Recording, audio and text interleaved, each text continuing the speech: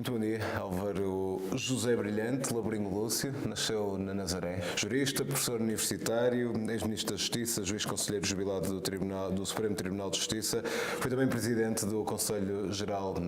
desta Universidade do Minho. É escritor, apesar de uma passagem efêmera enquanto ator. Teatro é uma área que também lhe diz muito, ainda que seja uma área que tenha abandonado ainda precocemente. Já o disse também que não seria um bom ator, por isso vamos centrar-nos noutras áreas de saber. Álvaro Labrinho Lúcio, estamos na Biblioteca Pública de Braga, uma unidade que faz parte da Universidade de Minho desde 1974, Universidade de Minho que o vai distinguir, que lhe vai também atribuir este título, este grau honoris causa, doutor honoris causa, no próximo dia 15 de fevereiro. O que é que este grau de honoris causa pela Universidade de Minho significa para si? Permitam-me primeiro que vos cumprimente a todos e que dirija uma saudação à Academia em geral, dizer-lhes do gosto imenso que tenho em estar aqui, da dimensão afetiva profunda que estabeleci com esta casa, com as pessoas que a servem, que a frequentam, constituem o seu todo, e tenho também muito prazer em estar aqui na biblioteca, restaurada como está, e que introduz mais uma nota de imensa qualidade, quer do ponto de vista cultural, quer do ponto de vista formal, até da exposição externa, daquilo que são as várias unidades que integram a Universidade do Minho. Eu diria que isto que eu acabo de dizer seria porventura o bastante para eu sublinhar a imensa honra que é para mim receber o título de doutor honoris causa em Ciências da Educação,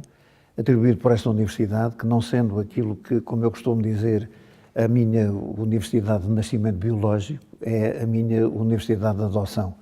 E esta adoção fica ainda bastante mais consolidada com a atribuição deste título, sobretudo por ser em Ciências da Educação e que, portanto, bem ou mal, a decisão é da própria universidade, valoriza aquilo que tem sido a minha intervenção cívica, um espaço onde eu costumo afirmar-me como profano, não sou um perito em área de educação, mas entendo que as questões da educação e da escola são questões do espaço público, são questões da cidadania, e é nessa medida que eu tenho desenvolvido uma intervenção quantitativamente significativa. A Universidade do Minho entendeu que qualitativamente ela teria também algum significado, propôs, isso foi aceito, a atribuição do título de doutor honoris causa, e aquilo que eu tenho que fazer é simultaneamente ligar a humildade com que aceito o título e a profunda honra que ele representa para mim. Fala dessa questão da sua participação cívica, que é muito vincada também, uma ação pública também bastante intensa ao longo dos últimos anos. De onde é que vem este seu espírito de inquietação, se lhe poderei chamar assim, de inquietação, e também de, por muitas vezes, incitação ao pensamento crítico? Esse espírito de inquietação, julgo que é meu, faz parte da minha própria natureza, eu sempre me conheci assim. Evidentemente que à medida que vamos acumulando experiência, que nos vamos sentindo também mais confortáveis nos conhecimentos que temos e sobretudo nas interrogações que fazemos, vamos legitimando essa inquietação, vamos nos sentindo também mais tranquilos ao sermos inquietos. Ela resulta do facto de eu ter aprendido ao longo da vida, talvez muito também pela profissão central que exerci, de magistrado, que é mais importante nós fixarmos nas perguntas,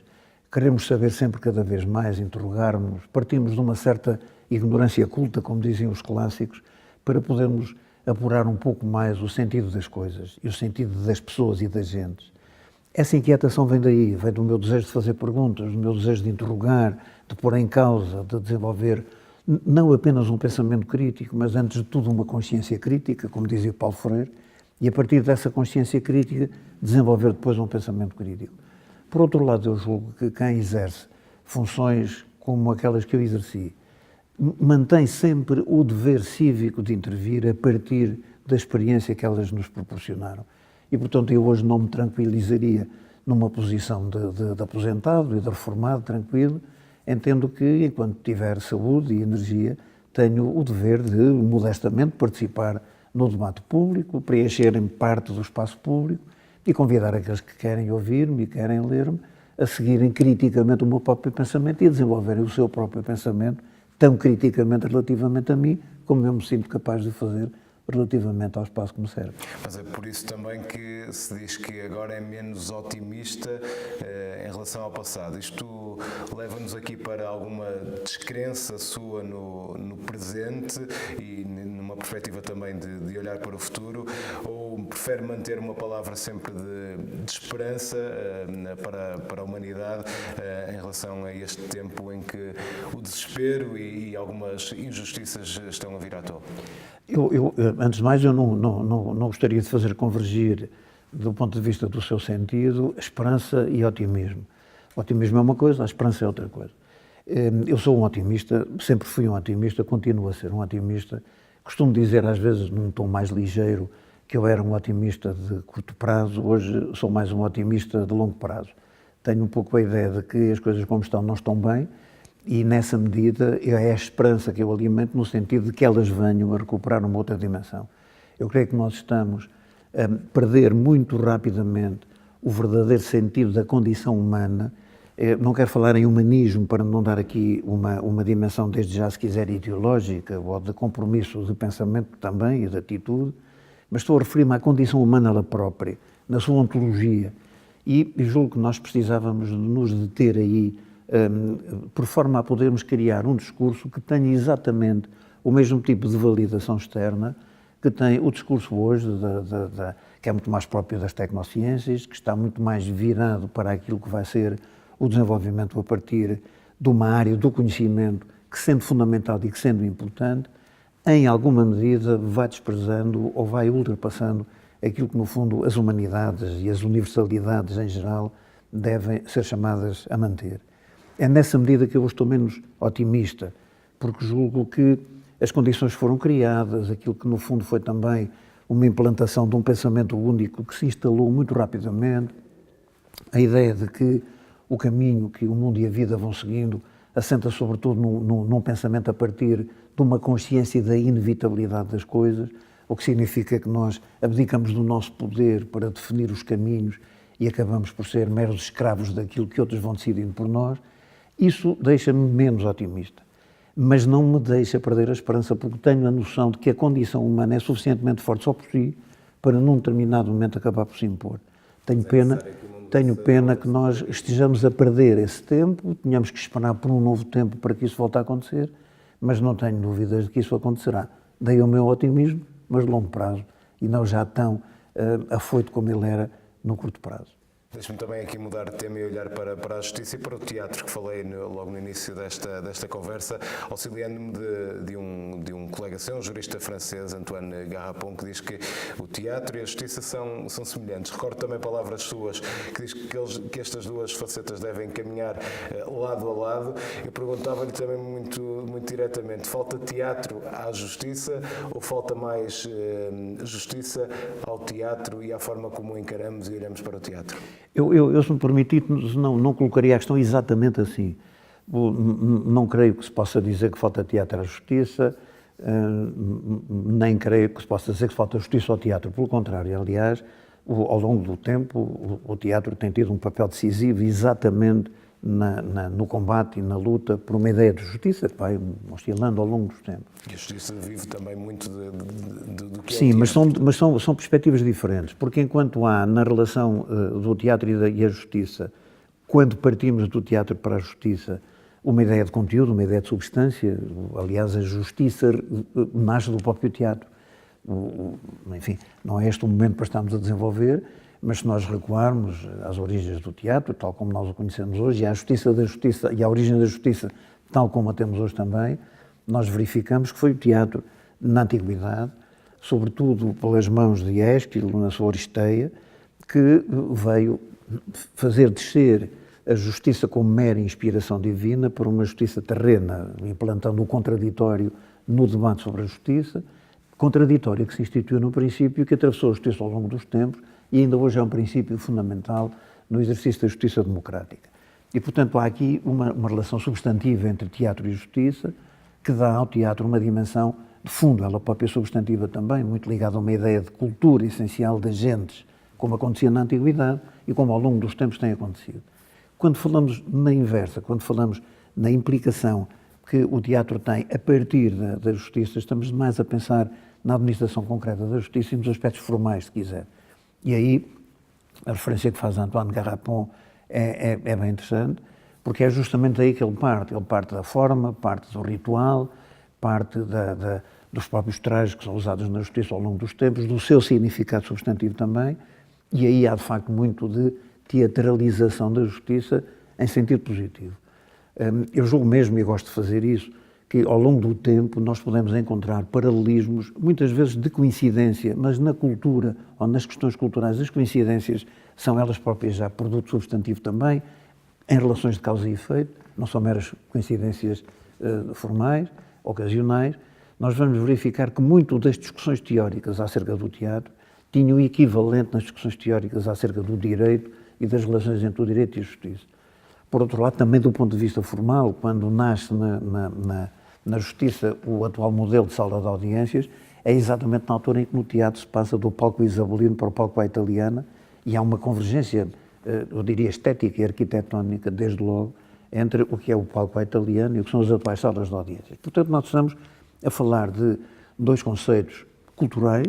que relevam do domínio da cultura, do domínio do pensamento, onde se repercute muito daquilo que foi a evolução do pensamento ao longo da história e que vai encontrar convergências significativas entre um e outro. Nessa medida, eu julgo que este pensamento deve continuar a ser desenvolvido. Agora, há diferenças significativas. Eu recordo-me, por exemplo, para voltar a falar do pensamento que se tem desenvolvido em França à volta deste tema, em que ainda há relativamente pouco tempo, num debate que juntava juristas e gente do teatro, e em que o tema era justamente o teatro e a justiça, um advogado, aliás muito conhecido, parisiense, um homem acutilante nas suas intervenções, dizia que as semelhanças entre o teatro e a justiça são imensas, e referia muito disto que eu acabei de dizer, mas chamava a atenção para um ponto crucial, que é o ponto em que ambos acabam. Quando nós assistimos a um espetáculo de teatro ou quando assistimos a um ato de justiça. E quando ambos acabam, no caso do teatro, nós vamos para casa e tudo aquilo era ficção. Quando saímos de um ato de justiça, vamos para casa e há sempre gente que sofre verdadeiramente, e é esse sofrimento que nós transportamos também no nosso regresso à tranquilidade dos nossos lares. Curiosamente, esta ideia de sofrimento é muito tratada por um homem do teatro, Adolphe Appia, quando ele diz que o verdadeiro teatro, como a verdadeira arte, implica sofrimento na própria relação entre o seu criador e aquele que é o que dela beneficia. Portanto, até aqui nós somos capazes de encontrar pontos de convergência. Muito bem, olhando agora para esta área das ciências da educação, que dá aqui também um mote a este grau que lhe será entregue no próximo dia 15, apesar de ser um homem da justiça, sabemos também as suas várias posições e tomadas de posição sobre esta área de saber. Olhar para as crianças, e recentemente também o disse numa entrevista concedida, olhar para as crianças, ou neste caso deixar de ter as crianças como cerne da definição do que será a escola do futuro, é algo que o preocupa? É o que me preocupa e é também, de certo modo, aquilo que legitima a minha intervenção, ou pelo menos aquilo que eu considero legitimar a minha intervenção. Eu, como disse, não sou um técnico da área da educação, não sou um perito na área da educação, não sou sequer um pedagogo no sentido formal do termo, e, portanto, não me sinto legitimado a proclamar aquilo que penso sobre a educação sem ter algum ponto de referência que me permita introduzir alguma seriedade intelectual nessa intervenção. Agora, aquilo que eu julgo que posso invocar como fazendo parte de algum conhecimento que resulta do trabalho de investigação que fiz e daquilo que foi a minha atividade ao longo do tempo, é justamente a área dos direitos da criança. Os direitos da criança têm sido sempre muito tratados na relação entre as crianças e as suas famílias e o meio familiar, ou entre as crianças e a comunidade no seu todo. Eu, a certa altura, entendi que era importante pegar nas crianças e procurar a sua relação com a escola, na medida em que muitas vezes nós falamos de educação, perdemos-nos no abstrato daquilo que a própria teoria e a teorética da educação nos impõe e a que nos convoca, mas esquecemos dessa realidade concreta que é a escola, ali onde as coisas acontecem, e trabalhamos pouco o habitat interno da própria escola. Ora, foi isso que eu tentei fazer, é isso que eu tento fazer, pegar nas crianças e nos seus direitos, olhar a inversão desses direitos quando eles não são respeitados e que normalmente nos levam ao domínio dos maus tratos, da negligência, do abandono, e reconfigurar isso não apenas na relação da criança com as famílias e com a comunidade, mas também na relação da criança com a escola. E aí inverter um pouco a situação e tentar perceber até que ponto nós não temos cometido um erro que eu diria quase de estratégia, que é o de concebermos abstratamente a partir da educação os modelos de ensino e partir desse topo onde refletimos intelectual e teoricamente sobre a educação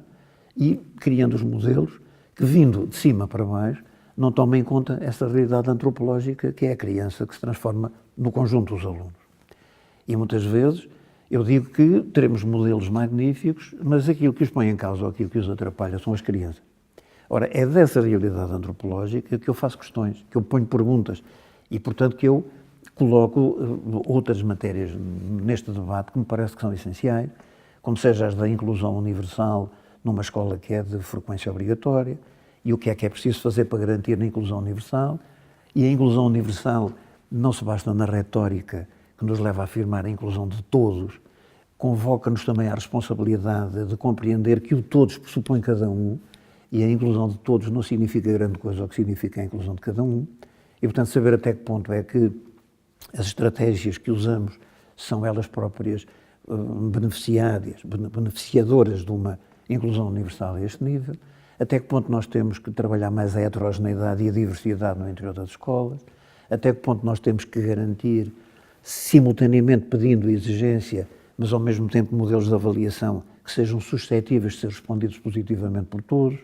até que ponto não devemos fazer coincidir com um desejo de sucesso também o desejo do não insucesso, que é uma outra forma de sucesso, mas diferente desta estereotipada que leva muito a ter o sucesso como o produto final de uma competição e portanto, termos a noção que para mim é absolutamente de evitar, ou pelo menos de combater, de que uma verdadeira escola de exigência é uma escola de competição e uma escola de competição é uma escola com vencedores e vencidos. E se é uma escola com vencedores e vencidos, não é uma escola de inclusão universal. E, portanto, até que ponto é que nós temos aqui uma margem enorme de reflexão, de progressão, de pensamento, que nos permita, partindo da criança para a escola ou das crianças para a escola, encontrar outras soluções alternativas para aquelas que têm sido seguidas até agora, sublinhando todavia e sempre que a escola pública, ainda assim, tem tido resultados que nos permitem qualificá-la como uma das instituições, se não mesmo a instituição pública de maior sucesso em Portugal nos anos da democracia. O que não significa que não haja muito a refletir, muito a pensar, muito a questionar, e é aí que eu me situo, mais uma vez, colocando perguntas, desenvolvendo pensamento crítico e pretendendo que isso possa ser feito com o conjunto das pessoas interessadas em debater este tipo de matérias, sempre em nome de uma ideia de cidadania e de uma cidadania ativa, de uma cidadania material e de uma cidadania responsável. Aqui está também a fechar esta conversa, a deixar essa sua nota bem pessoal de crítica e de questão também, sempre construtiva. Obrigado, Dr. Labrinho Lúcio, e também parabéns por este novo título que irá receber agora em fevereiro. Eu é que agradeço, vos agradeço muito. Muito obrigado.